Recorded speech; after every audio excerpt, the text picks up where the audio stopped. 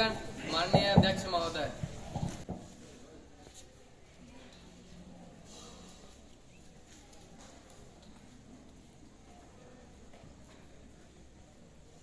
सदस्यगण, युवा संसद के इस विशेष सत्र में आप सभी का हार्दिक स्वागत है। मैं आप सभी की उपस्थिति का हार्दिक अभिनंदन करती हूँ। इस संसद सत्र की कार्यवाही प्रारंभ होने से पूर्व युवा संसद के नवनिर्वाचित सदस्य शपथ ग्रहण अथवा प्रतिज्ञा करेंगे। महासचिव महोदय। सुश्री महापूजा, जो कि राजस्थान के अजमेर संसद निर्वाचन क्षेत्र से निर्वाचित हुई है, शपथ ग्रहण अथवा प्रतिज्ञा करेंगी। सुश्री महापूजा।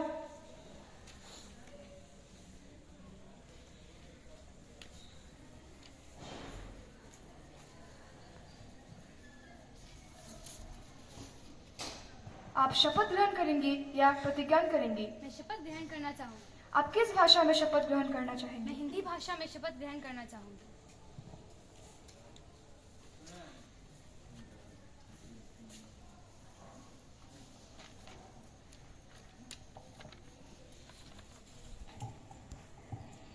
मैं सुश्री महफूजा, राजस्थान युवा संसद के अजमेर निश्चित क्षेत्र से निर्वाचित होकर ईश्वर की शपथ लेती हूँ कि मैं विधि द्वारा स्थापित भारत के संविधान के प्रति सच्ची श्रद्धा और निष्ठा रखूंगी।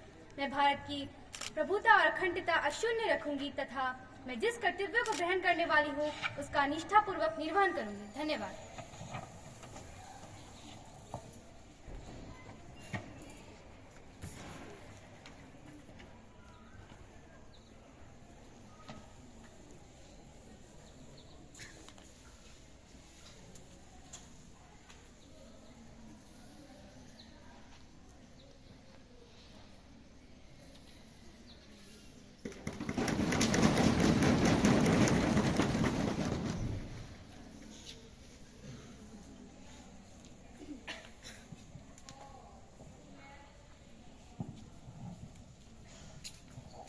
श्री गौरव, जो कि तेलंगाना के रंगारेड्डी निर्वाचन क्षेत्र से निर्वाचित हुए हैं, शपथ ग्रहण अथवा प्रतिज्ञा करेंगे। श्री गौरव।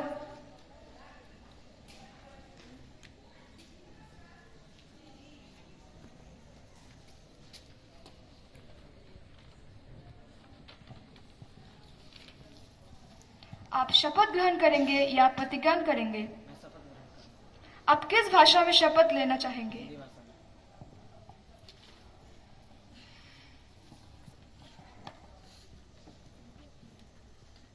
मैं गौरव कुमार भगवान की शपथ लेता हूँ कि कानून द्वारा स्थापित भारत के संविधान के प्रति सच्ची आस्था और निष्ठा रखूंगा, क्योंकि मुझे युवा सांसद चुना गया है।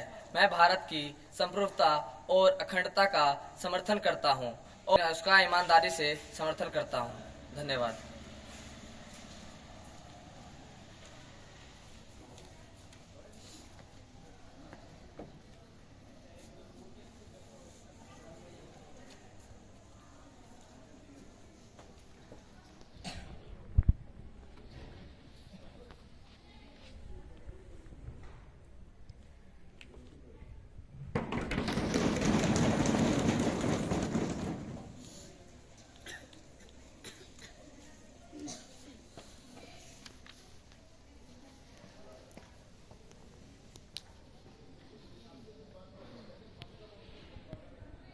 माननीय सदस्यगण, हम सभी युवा संसद के मंथन सत्र के लिए यहाँ उपस्थित हुए हैं। मुझे सूचित करते हुए बेहद दुख का अनुभव हो रहा है, परंतु सूचित करना मेरा कर्तव्य है कि पंजाब के पूर्व मुख्यमंत्री एवं सांसद श्री प्रकाश सिंह बादल का निधन 25 अप्रैल 2023 को हो गया है। उनका जन्म 8 दिसंबर 1927 को पंजाब के अबुल खुराना गांव में हुआ था। वह भारतीय राजनीति की एक महान हस्ती थे और एक उल्लेखनीय राजनेता भी थे। उन्होंने पंजाब की प्रगति के लिए अथक परिश्रम किया और कठिन समय में राज्य को सहारा दिया। उनका निधन हमारे देश के लिए एक अपूर्णीय क्षति है। माननीय अध्यक्ष महोदय, मैं आपकी एवं सदन द्वारा दी गई श्रद्धांजलि में खुद को तथा सभी सांसद गणों को भी सम्मिलित करती हूँ। ये अत्यंत शोकपूर्ण समाचार है। मैं उनके परिवार के प्रति संवेदना प्रकट करती हूँ। महोदया, मैं भी आपके एवं सदन के द्वारा प्रकट की गई शोक संवेदना में स्वयं की संवेदना सहयोजित करती हूँ। श्री प्रकाश सिंह बादल भारतीय जनमानस में सदैव जीवित रहेंगे। मैं स्वयं तथा अपने दल की ओर से इस दुखद घड़ी में शोक संवेदना प्रकट करती हूँ। सदस्यगण शोक प्रकट करने हेतु कुछ क्षणों के लिए अपने स्थान पर मौन खड़े होंगे।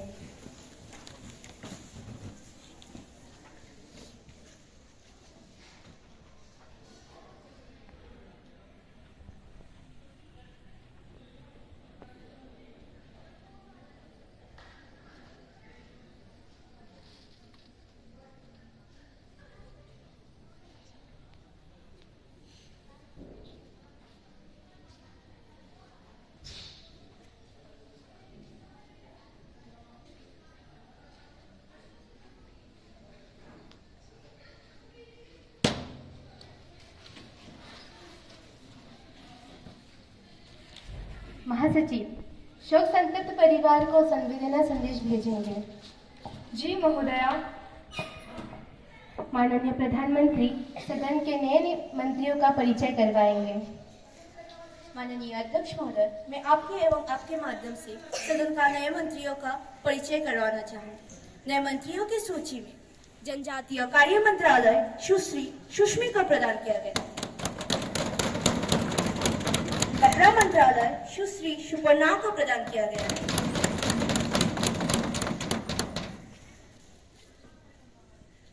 अब प्रश्नकाल आरंभ होता है।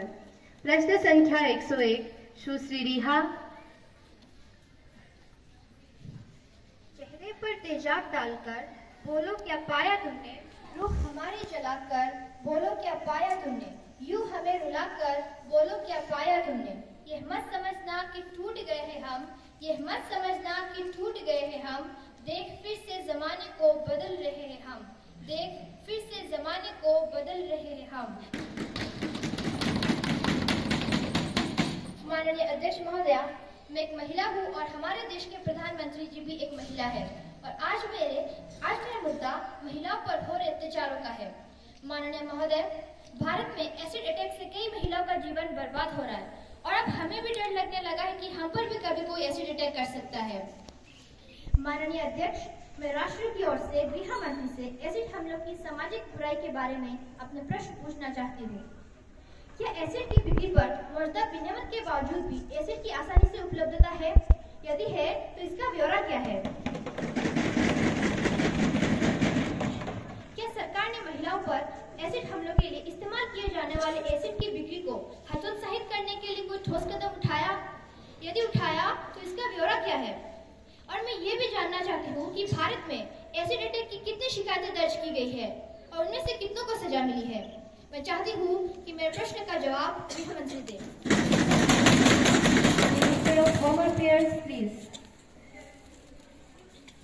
माननीय अध्यक्ष जी, मुझे चिंता है सभी महिलाओं की सुरक्षा के बारे में, लेकिन मैं डरता नहीं हूँ और किसी भी महिला को डरना नहीं चाहिए, क्योंकि सरकार महिलाओं पर होने वाले एसिड हमलों को कम करने और रोकने की पूरी कोशिश कर रही है और हमें विश्वास है कि भविष्य में महिलाओं पर और कोई एसिड अटैक नहीं होगा। उनके प्रश्न के अनुसार मैं यह कहना चाहूंगा कि चूंकि पुलिस और सार्वजनिक व्यवस्था भारत के संविधान की 7वीं अनुसूची के तहत राज्य के विषय है, इसलिए राज्य सरकार के पास नागरिकों के खिलाफ अपराध की जांच और अभियोजन सहित नागरिकों के जीवन और संपत्ति की सुरक्षा के लिए कानून और व्यवस्था बनाए रखने की जिम्मेदारी है। राज्य सरकार मौजूदा प्रावधानों के तहत ऐसे अपराधों से निपटने में सक्षम है। राज्य और केंद्र शासित प्रदेश जहर अधिनियम 1919 की अवधि में थोक और खुदरा बिक्री सहित एसिड और संक्षारक रसायनों के कब्जे और बिक्री को विनियमित करते हैं। एसिड की बिक्री को विनियमित करने के लिए गृह मंत्रालय ने सभी राज्यों और केंद्र शासित प्रदेशों को मॉडल जहर नियम प्रसारित किए हैं। हमारी सरकार महिलाओं पर होने वाले एसिड हमलों को लेकर बहुत चिंतित है, इसलिए गृह मंत्रालय ने सभी राज्यों और केंद्र शासित प्रदेशों को सलाह भी जारी की है कि वह समीक्षा करे और सुनिश्चित करे कि एसिड की खुदरा बिक्री जहर नियम 1919 की तहत सख्ती से विनियमित हो। इससे यह सुनिश्चित होगा कि एसिड का इस्तेमाल अपराध में ना हो। नवीनतम सलाह 12 अगस्त 2023 को जारी की गई है।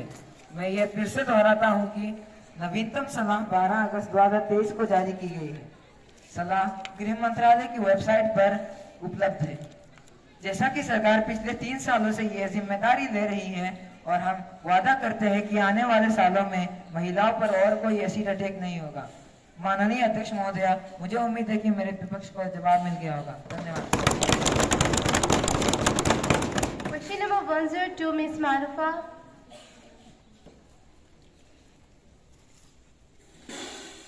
माननीय अध्यक्ष महोदया, मैं अपना प्रश्न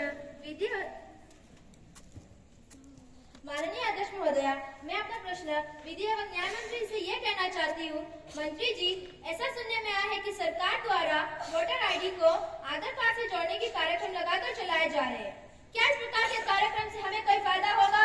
क्या इस प्रकार हमारी निजी जानकारियों को डिजिटलाइज करने से हमारी प्राइवेसी को कोई खतरा नहीं होगा? क्या साइबर लुटेरे हमारी निजी जानकारियों को चंद मिनटों में नहीं चुरा सकते? तो सरकार ने हमारी सुरक्षा हेतु कोई उचित व्यवस्था की है?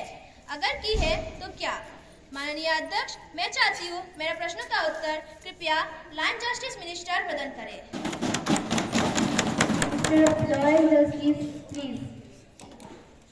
माननीय अध्यक्ष महोदया, मैं ये बताना चाहती हूँ कि हमारी सरकार मतदाता पहचान पत्र को आधार कार्ड के साथ लिंक कर रही है।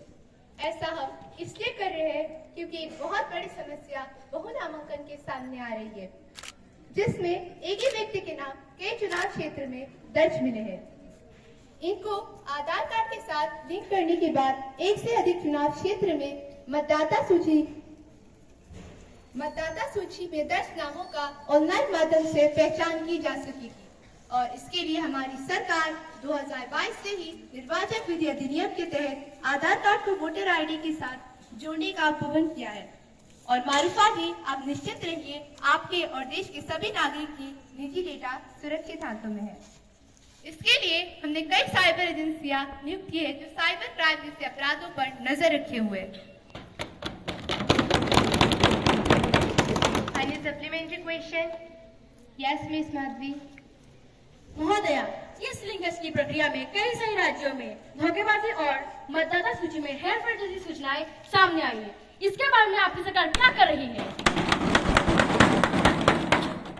नहीं महोदया, इस प्रकार की कोई जानकारी भारतीय निर्वाचन आयोग के पास नहीं आई है। यदि आता है तो मैं आप सभी को विश्वास दिलाती हूँ कि ऐसी कोई सूचना प्राप्त होने से कड़ी कार्रवाई की जाएगी। Question number 103, miss Jainish.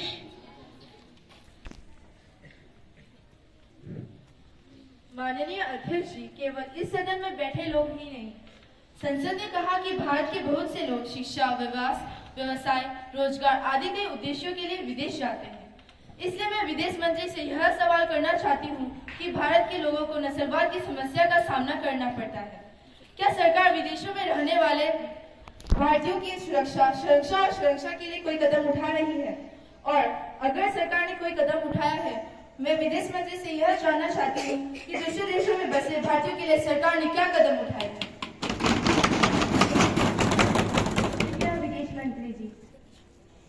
माननीय अध्यक्ष जी, मैं ये बताना चाहता हूँ कि हमारे विदेशों में काम करने वाले भारतीय के कल्याण, सुरक्षा और शोषण को रोकने के लिए एक मजबूत संस्थागत ढांचा स्थापित किया है।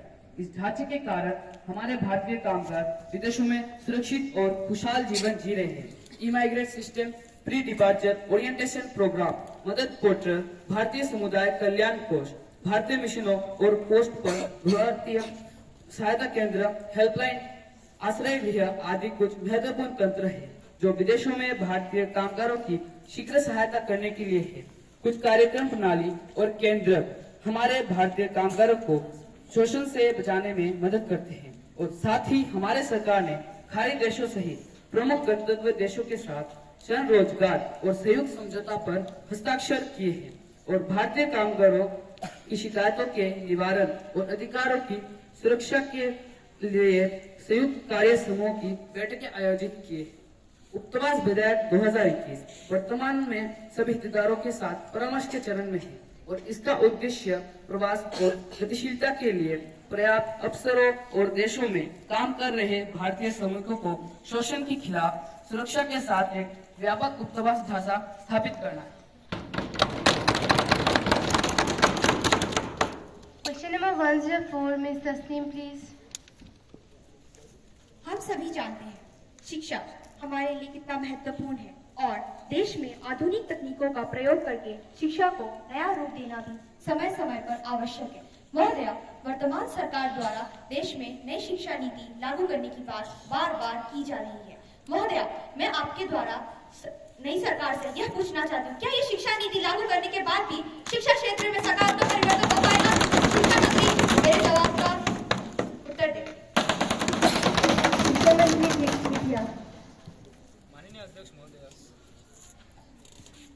माननीय अध्यक्ष महोदया, मैं विपक्ष द्वारा पूछे गए प्रश्न के उत्तर में अपने विचार साझा करना चाहता हूँ। जैसे कि विपक्ष ने कहा कि शिक्षा हमारे लिए बहुत महत्वपूर्ण है। यहाँ शिक्षा पद्धति अभी तक 1986 में बनी शिक्षा नीति के अनुसार चल रहा था, लेकिन वर्तमान दौर में इस नीति में सुधार होना जरूरी था, क्योंकि आजकल तो मोबाइल सॉफ्टवेयर भी 1 महीने के अपडेट करने पड़ते हैं। अगर आप लोग नहीं करेंगे तो मोबाइल अवश्य ही हैंग मारेगा। तो माननीय अध्यक्ष महोदय, इसी प्रकार के नवाचार शिक्षा में भी आवश्यक थे। इसके लिए हमने भारत के प्रख्यात वैज्ञानिक के कस्तूरी रंगन की अध्यक्षता में 2017 में कमेटी का गठन किया था, जिन्होंने मई 2019 में इस शिक्षा नीति को प्रस्तुत किया। इस नीति को बनाने के लिए हमने विभिन्न लोगों से तथा अलग अलग राज्यों से कई सुझाव लिए, जिसमें हमें 2 लाख सुझाव प्राप्त हुए।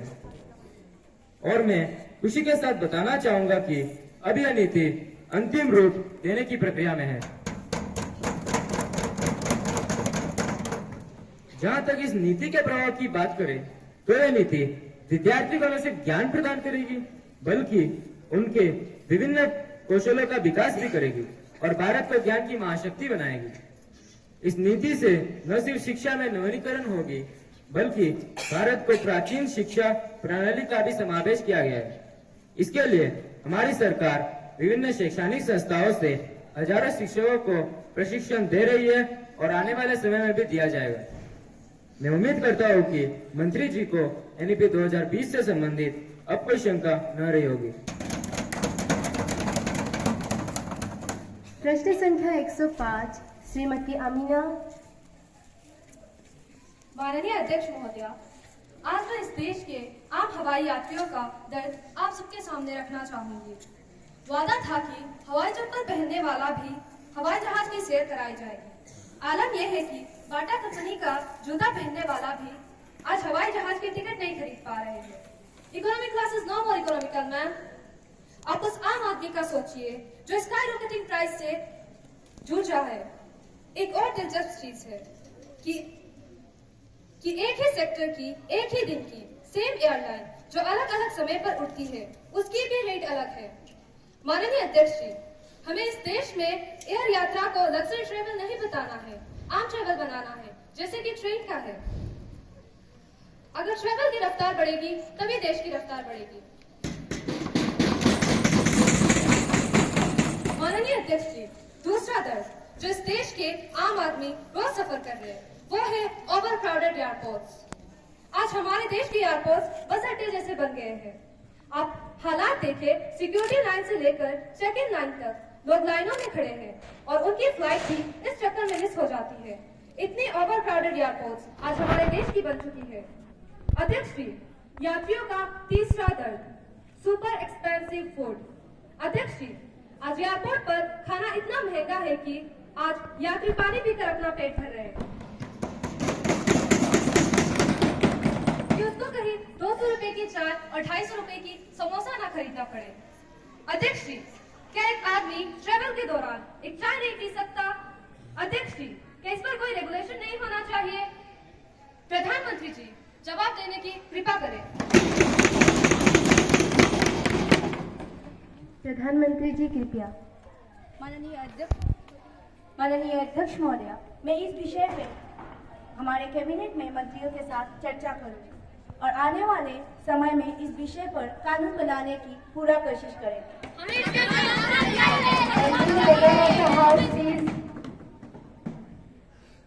प्रश्न संख्या 106 सुश्री सुदीप्ता।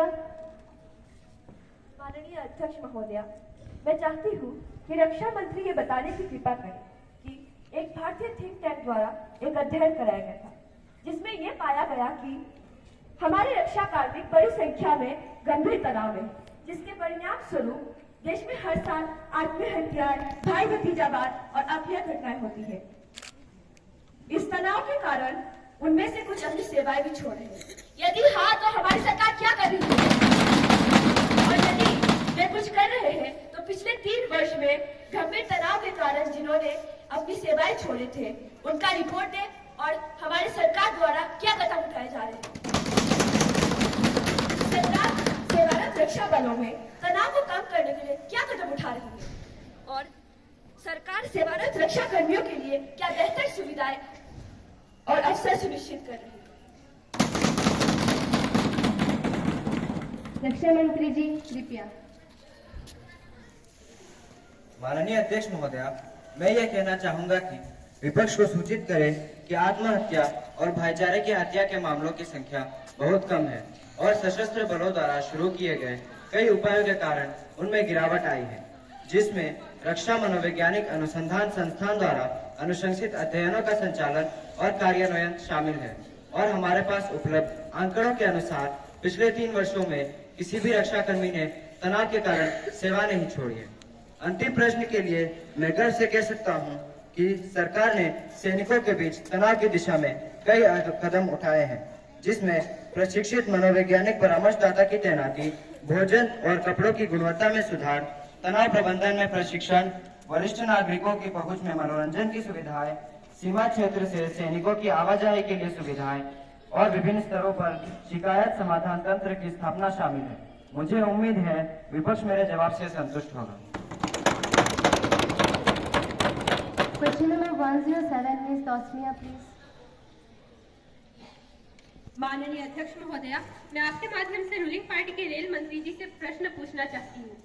मेरा प्रश्न रेल मंत्री जी से ये है कि भारत में आज भी लंबी दूरी के ट्रेन 1-2 दिन की देरी से अपने गंतव्य तक पहुँचते हैं, जिससे यात्रियों को अत्यधिक इंतजार करना पड़ता है और भारत के कई इलाकों में इससे भी बुरे हालात हैं। महोदया, क्या वर्तमान सरकार इन ट्रेनों के आधुनिकीकरण तथा ट्रेनों के समय को लेकर कोई नई नीति अपना रही है? जहां विदेशों में शटल ट्रेन, बुलेट ट्रेन के जाले फैलाए जा रहे हैं, वह हमारे साधारण ट्रेन भी ढंग से नहीं चल पा रहे। क्या भारत में कभी इन ट्रेनों की समस्या का समाधान हो पाएगा? क्या आधुनिक ट्रेन कभी भारत में चल पाएंगे? देश की वर्तमान सरकार इसके लिए कोई ठोस कदम उठा भी रही है या नहीं? प्लीज। माननीय अध्यक्ष महोदय, आपके माध्यम से पूछे गए प्रश्न में मैं ये कहना चाहूंगी कि भारत एक विशाल देश है। विश्व के सबसे बड़े रेल नेटवर्कों में से भारत के रेल नेटवर्क का भी नाम आता है। हमारे देश में रेल की स्थिति हम धीरे धीरे सुधारने की प्रयास कर रहे हैं। रेल के गंतव्य स्थान पर देरी से पहुंचने का बहुत से कारण हो सकते हैं। कई बार किसी प्राकृतिक आपदा से देरी होती, तो कई बार रेलवे ट्रैक पर जानवरों के आ जाने से देरी होती, तो कई बार रेलवे ट्रैक की मरम्मत और रख रखाव के कारण भी देरी हो सकती है। लेकिन महोदय, हमारी सरकार लगातार इन समस्याओं के होते हुए भी रेल के समय सारणी को सही तरीके से फॉलो करने के लिए मंत्रालय को प्रतिबद्ध किया हुआ है। हम इन समस्या से निपटने के लिए रेलवे लाइन का दोहरीकरण करवा रहे हैं। जहां तक बात शटल ट्रेन तथा बुलेट ट्रेन की है, तो देश के कई क्षेत्रों में यह योजनाएं शुरू कर दी गई है। लेकिन भारत जैसे विशाल देश में जहां रेलवे विभाग घाटे से जूझ रहा है, वहां रेलवे की आधुनिकीकरण की प्रक्रिया पूरे देश में पहुंचने के लिए समय लगेगा। लेकिन हमारी सरकार लगातार इसके लिए प्रयास कर रही है। धन्यवाद। अब प्रश्नकाल खत्म होता है। महासचिव, युवा संसद की राज्यसभा से प्राप्त संदेश को पढ़ें। अध्यक्ष महोदया, मुझे युवा संसद की राज्यसभा के महासचिव से प्राप्त निम्नलिखित संदेश की सूचना देनी है। युवा संसद के सभा प्रक्रिया तथा संचालन विभाग के अनुसार मुझे संविधान के अनुसूचित जातियां और जनजातीय संशोधन विधेयक 2023 की एक प्रतिसभा पटल पर रखने की निर्देश प्राप्त हुआ है, जो राज्य भाषा द्वारा 30 मार्च 2023 को हुई बैठक में पारित किया गया था। महासचिव, राज्यसभा द्वारा पारित किए गए विधेयक की एक प्रतिसभा पटल पर रखेंगे। अब शून्यकाल आरंभ होता है। अपने प्रश्न पूछिए।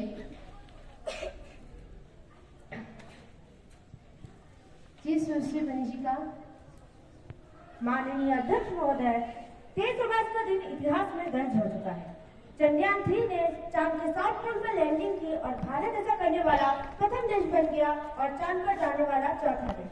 इस उपलब्धि पर शनिवार 26 अगस्त को माननीय प्रधानमंत्री जी ने यह ऐलान किया कि लैंडिंग वाले जगह को अब से शिव शक्ति के नाम से जानी जाएगी।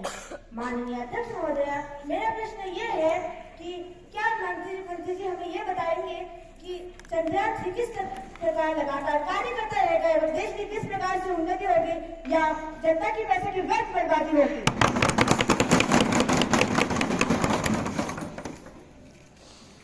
सूचना एवं तकनीकी मंत्री कृपया जवाब दीजिए। माननीय अध्यक्ष महोदय, मैं आपके माध्यम से सदन के समक्ष यह जानकारी देना चाहती हूँ। चंद्रयान 3 की सफल लैंडिंग के समय हमारे माननीय प्रधानमंत्री जी विदेश दौरे पर थे। वतन वापसी के बाद वे दिल्ली आने के बजाय सीधे बेंगलुरु में इसरो सेंटर पहुंचे, जहां उन्होंने विज्ञानियों को इस उपलब्धि के लिए नमन करते हुए ऐलान किया कि 30 अगस्त को अब से नेशनल स्पेस डे के नाम से मनाया जाएगा। इसी के साथ उन्होंने कहा, जिस जगह पर चंद्रयान 2 की छाप है उस जगह को तिरंगा पाएं और जिस जगह पर चंद्रयान 3 लैंड हुआ उसे शिव शक्ति के नाम से जाना जाएगा। उन्होंने कहा, ये तिरंगा पॉइंट भारत की हर प्रयास की प्रेरणा बनेगा। ये तिरंगा पॉइंट हमें सीख देगा कि कोई विफलता आखिरी नहीं होती। अमित वीर पुत्र हो, दृढ़ प्रतिज्ञ सोच लो, प्रशस्त पुण्य पंथ है, बड़े चलो बड़े चलो। हम वहां पहुंचे जहां कोई नहीं पहुंचा। हमने वो किया जो कभी किसी ने नहीं किया। मेरी आंखों के सामने 30 अगस्त का वो दिन, वो एक सेकंड बार बार घूम रहा है जब डेंस डाउन कंफर्म हुआ। उस समय जिस तरह यह इसरो सेंटर में और पूरे देश के लोग उछल पड़े, वो दृश्य कौन भूल सकता है। कुछ स्मृतियां अमर हो जाती है, वो पल अमर हो गए। चंद्रमा के दक्षिणी ध्रुव पर सॉफ्ट लैंडिंग करने वाला पहला मिशन बनकर चंद्रयान 3 ने इतिहास रच दिया है। दक्षिणी ध्रुव एक ऐसा क्षेत्र है जिसके पहले कभी खोज नहीं की गई थी। इस मिशन का उद्देश्य सुरक्षित और सहज चंद्र लैंडिंग, रोवर गतिशीलता और वैज्ञानिक प्रयोगों का प्रदर्शन करना था। भारत अब यूएसए, रशिया और चाइना के साथ चंद्रमा पर सफलतापूर्वक लैंडिंग करने वाले देशों में शामिल हो गया है। वर्ष 2019 में चंद्रयान 2 मिशन की लैंडिंग में विफलता के बाद अब चंद्रयान 3 ने सफल लैंडिंग की है। चंद्रमा पर उतरते समय नियंत्रण और संचार खो देने के कारण चंद्रयान 2 का विक्रम लैंडर चंद्रमा की सतह पर क्षतिग्रस्त हो गया था। चंद्रयान 3 में भविष्य की समस्याओं का पूर्वानुमान लगाने और उनका समाधान करने के लिए चंद्रयान 2 मिशन से सीखे गए सबक से विफलता आधारित रणनीति का प्रयोग किया गया था। महत्वपूर्ण परिवर्तनों में लैंडर के पैरों को मजबूत करना, ईंधन भंडार बढ़ाना और लैंडिंग साइट के लचीलेपन को बढ़ाना शामिल था। ये जनता का पैसा व्यर्थ करने हेतु नहीं, बल्कि भारत को अंतरिक्ष विज्ञान में श्रेष्ठता की ओर ले जाने वाला एक कदम है। माननीय अध्यक्ष, संसद की स्थायी समिति द्वारा स्वीकृत भूमि अधिग्रहण विधेयक 2013 के मसौदे पर टिप्पणी करते हुए मुंबई के कुछ समाचार पत्रों और नागरिक समाज के सदस्यों द्वारा गंभीर विशेषाधिकार हनन किया गया है। इन सभी ने बेईमानी से प्रेरित होकर पूरे राजनीतिक वर्ग और संसद के सभी माननीय सदस्य की ईमानदारी पर संदेह व्यक्त किया है। इसीलिए मैं आपसे अनुरोध करती हूँ कि मुझे इस मामले पर प्रश्न पूछने की अनुमति दी जाए। सुदीप्ता जी, क्या आपने पहले इसकी सूचना दी है? आप उचित सूचना दें। साथ में अखबार की कटिंग और मीडिया हाउस और सिविल सोसाइटी के सदस्यों द्वारा दिए गए बयान की प्रति भी दें। अगर वो रिकॉर्ड किया गया हो तो मैं उस पर विचार करूंगी। आप मुझे इस तरह आश्चर्यचकित नहीं कर सकते। मैंने आज सुबह 10:30 बजे ही इसकी सूचना दे दी है। जब ये मामला मेरे पास आएगा तो इसकी जांच की जाएगी। मैं इस पर विचार करूंगी और आपको अपना निर्णय बताऊंगी। जी हाँ महोदया। माननीय सदस्यगण, मैं विदेशी प्रतिनिधि मंडलों का सदन में स्वागत करती हूँ एवं सदन से उनका परिचय कराती हूँ। श्री ओजी, जो कि नेपाल के विदेश मंत्री हैं, मैं भारतीय संसद में आपका स्वागत करती हूँ।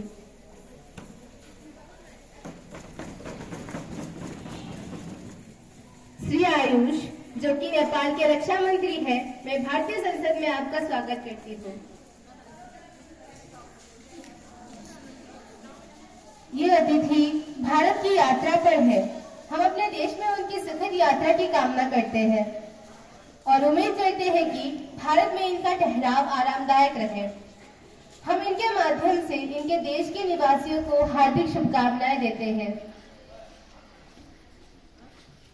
अब हम ध्यानाकर्षण प्रस्ताव पर चर्चा करेंगे। सुश्री शरण्या और सुश्री तस्मिया कोरोना के दौरान हुई समस्या पर सरकार का ध्यान आकर्षित करेंगे। सुश्री शरण्या।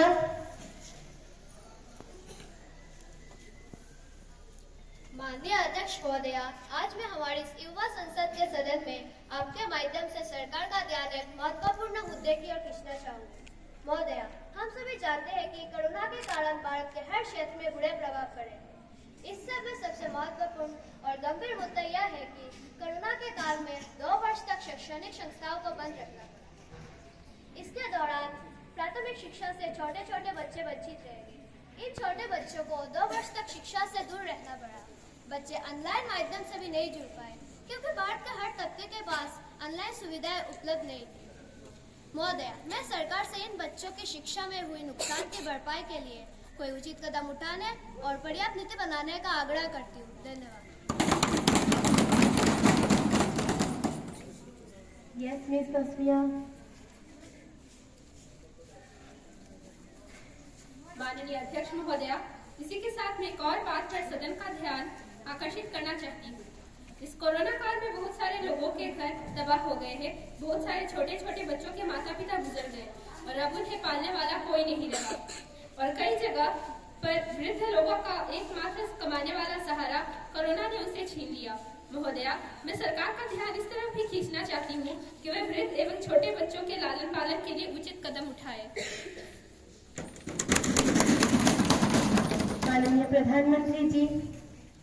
माननीय अध्यक्ष महोदय, कोरोना ने पूरे विश्व में तबाही मचाई है। हमारे देश में भी इसके बहुत बुरे प्रभाव पड़े। लेकिन महोदया, मैं आपको बताना चाहूंगी कि हमारी सरकार ने कोरोना से हुई उत्पन्न परिस्थितियों से लड़ने की भरपूर कोशिश की और इस कोशिश में हमारी सरकार सफल भी रही है।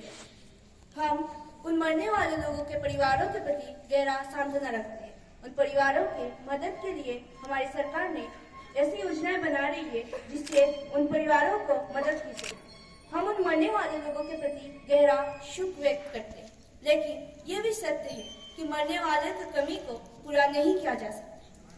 हमारी सरकार उन मरने वाले लोगों के परिवारों के प्रति ऐसी योजनाएं बना रही है जिससे उन परिवारों को आर्थिक सहायता मिल सके। मैं वित्त मंत्री जी से निवेदन करती हूँ कि वह हमारी सरकार द्वारा कोरोना मृतकों के परिवारों के प्रति बनाई गई योजनाओं को आपके माध्यम से सदन में प्रस्तुत करें। धन्यवाद।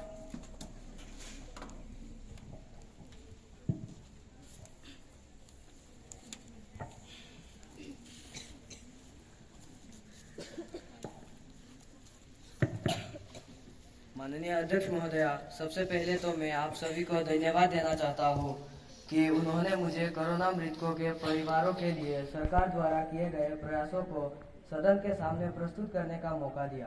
माननीय अध्यक्ष महोदया, मैं आपके माध्यम से विपक्ष दल द्वारा उठाए गए मुद्दे से सहमत हूँ कि कोरोना काल में कई घर तबाह हो गए। महोदया, हमारी सरकार ऐसे लोगों के लिए सदैव प्रयास कर रही है और इनमें कई योजनाएं ऐसे परिवारों को लाभ पहुंचाने के लिए बनाई है। हम कोरोना मृतकों के परिवारों को उचित आर्थिक सहायता देने की योजना बना रहे हैं। हमारी सरकार ने यह घोषणा की है कि कोरोना के दौरान ड्यूटी पर मरने वाले सरकारी कर्मचारियों को 50 लाख तक का मुआवजा तथा उनके परिवारजनों को सरकारी नौकरी देने का घोषणा की है। साथ ही हमने वृद्धजन जिनके घरों में अब कोई कमाने वाला नहीं है उनको भाते देने की घोषणा की है। महोदया, मैं सभी सदस्यगण को विश्वास दिलाना चाहता हूं कि ऐसे पीड़ित परिवारों के साथ हमारी सरकार हमेशा खड़ा रहेगी।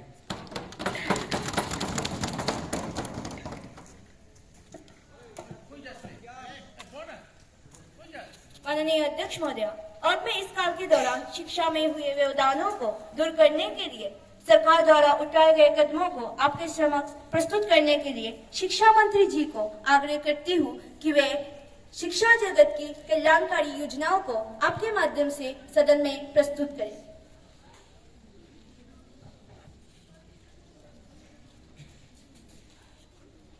माननीय अध्यक्ष महोदय, हम जानते हैं कि कोरोना काल में कई शैक्षणिक संस्थाओं को बंद करना पड़ा, लेकिन उस दौरान ऑनलाइन शिक्षा को जारी रखा गया तथा बच्चों तक ऑनलाइन माध्यम से शिक्षा पहुंचाई गई। उस दौरान दूर स्थानों पर रहे छात्रों जिनके पास मोबाइल या ऑनलाइन शिक्षा के साधन उपलब्ध नहीं थे, वह टीवी पर विभिन्न चैनल के माध्यम से शिक्षा पहुंचाई गई। इसके अलावा ई-लाइब्रेरी जैसे पोर्टल भी बनाए गए। स्कूल खुल जाने के बाद उनके लिए कई बीच कोर्स कार्यक्रम चलाए गए ताकि शिक्षा में रहे गैप को दूर किया जा सके। इस दौरान मूल्यांकन पद्धति में भी बदलाव करके उनका सरलीकरण किया गया तथा ऐसे बच्चे जिनके माता पिता का कोरोना में देहांत हुआ उनका केंद्रीय विद्यालय में मुफ्त शिक्षा देने का प्रावधान भी किया गया।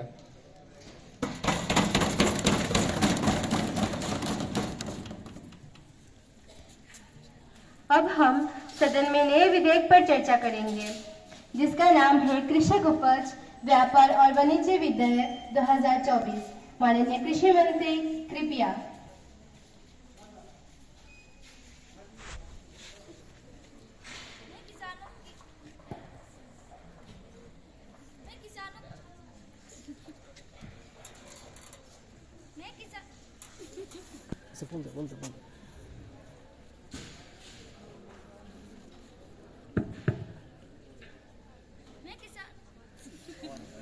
छोड़ दे ऐसे बोल।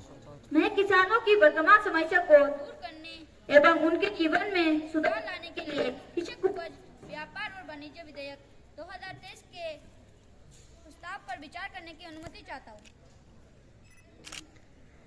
प्रस्ताव पेश किया गया है कि किसान की समस्या को दूर कर एवं उनके जीवन में सुधार लाने के लिए नए बिल पर विचार किया जाए। जो इस प्रस्ताव के पक्ष में है हाँ कहेंगे और जो इस प्रस्ताव के विपक्ष में है ना कहेंगे। बहुमत हाँ कहता है, अल्पमान ना कहता है। मेरा विचार है बहुमत हाँ कहता है, बहुमत हाँ कहता है, बहुमत हाँ कहता है। प्रस्ताव स्वीकार कर लिया जाता है। माननीय कृषि मंत्री जी कृपया।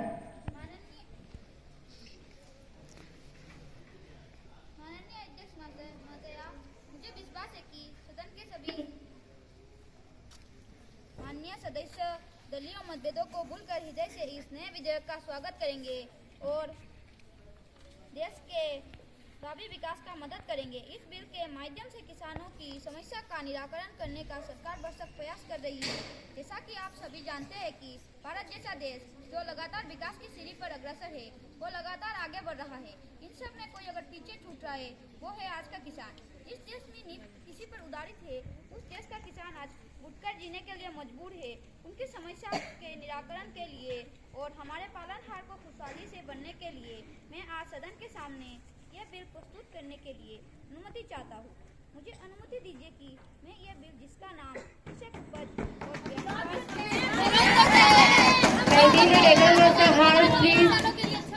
वाणिज्य विधेयक 2023 इसे सबके सामने प्रस्तुत करूँ।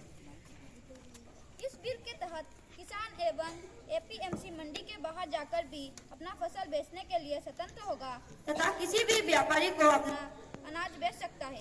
राज्य सरकार द्वारा केंद्र सरकार से विक्रय करने पर केंद्र को राज्यों को टैक्स देने की आवश्यकता नहीं होगी। किसान को ई ट्रेडिंग मंच दिया जाएगा जिससे किसान आंदोलन फसल विक्रय कर सके। माल ढुलाई तथा उपकर किसानों को देने की आवश्यकता नहीं होगी। देश के किसी भी हिस्से में किसान अपना फसल बेच सकता है। किसान व्यापारी सीधे एक दूसरे से जुड़ेंगे जिससे बिचौलिया का लाभ समाप्त होगा। हाँ माननीय अध्यक्ष महोदया, मैं इस बिल का विरोध करती हूँ क्योंकि प्राइवेट कंपनियां किसानों से करार होने के बाद करारों का उल्लंघन करने लग गई तो हमारे देश के गरीब किसान इन बड़ी बड़ी कंपनियों से कानूनी लड़ाई कैसे लड़ेगा? इससे तो हमारे किसान बुरी स्थिति में पहुंच जाएंगे।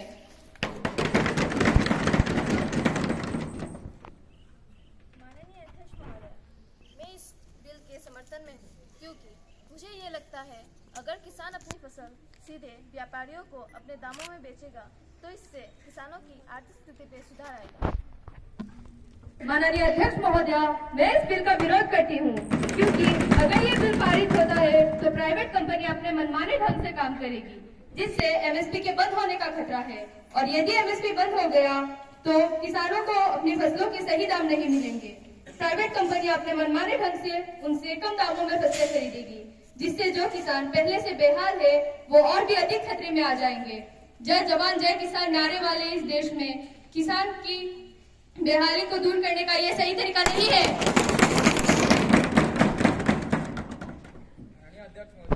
मैं इस बिल के समर्थन में हूँ क्योंकि वर्तमान में कृषि कानूनों के तहत किसानों को अपना अनाज बिचौलियों के माध्यम से बेचने को मजबूर होना पड़ता है जिसकी वजह से बिचौलिए मुनाफाखोरी करते हैं। महोदया, इस बिल के जरिए बिचौलियों को मुनाफाखोरी बंद हो जाएगी।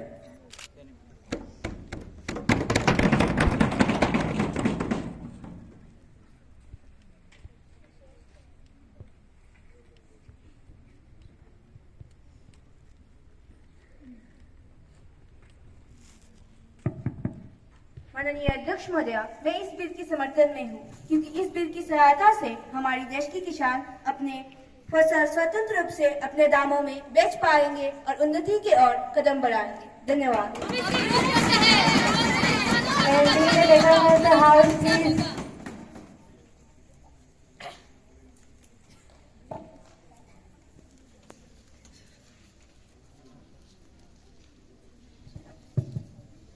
माननीय अध्यक्ष महोदय, मैं इस बिल का समर्थन।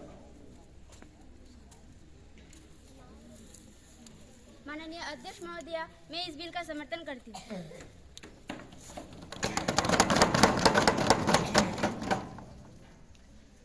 जो इस विधेयक के पारित करने के पक्ष में है हाँ कहेंगे, जो इस विधेयक के पारित करने के पक्ष में नहीं है ना कहेंगे।